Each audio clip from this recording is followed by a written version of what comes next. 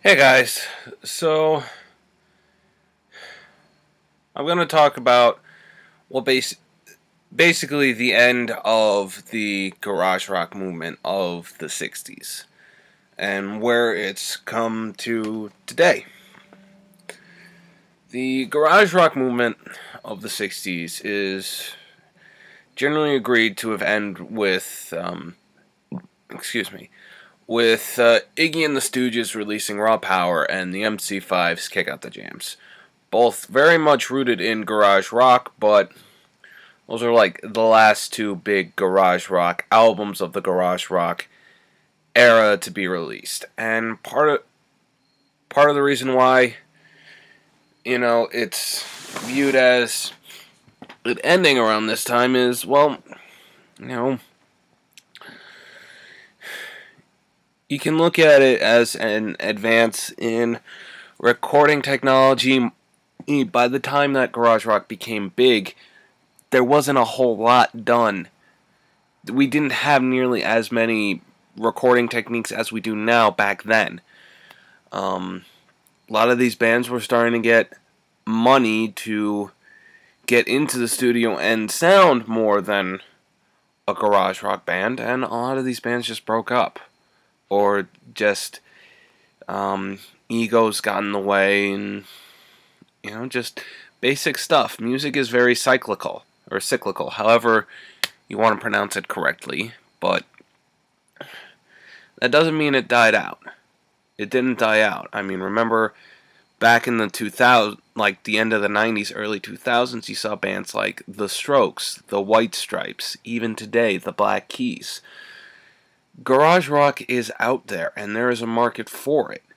It is, one of the truer sounding forms of rock and roll that's out there, because rock and roll in its purest form is a bunch of kids just getting into a garage and rocking out, not caring how they sound.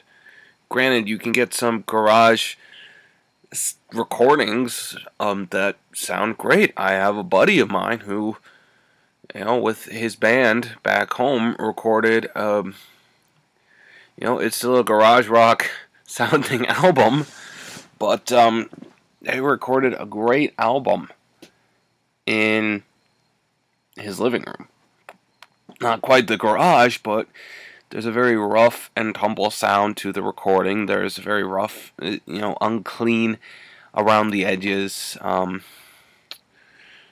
to speak. And look at Wasting Light from the Foo Fighters.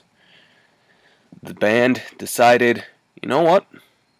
We're going to record this in Dave Grohl's garage. And that's what they did. They built a studio in his garage. There's some very concisely and well-crafted, finely tuned songs that were written for that album, but Wasting Light's a garage rock album because it was conceived, recorded, and produced in his garage. And there are elements of it where it's like, did they just stick a mic in the center of the room while they were practicing in the garage and push play? So, garage rock can be just about anything, but one of the reasons why it's punk and viewed as one of the earliest purveyors of the punk music genre is because of we're doing what feels right. We're doing what sounds good. And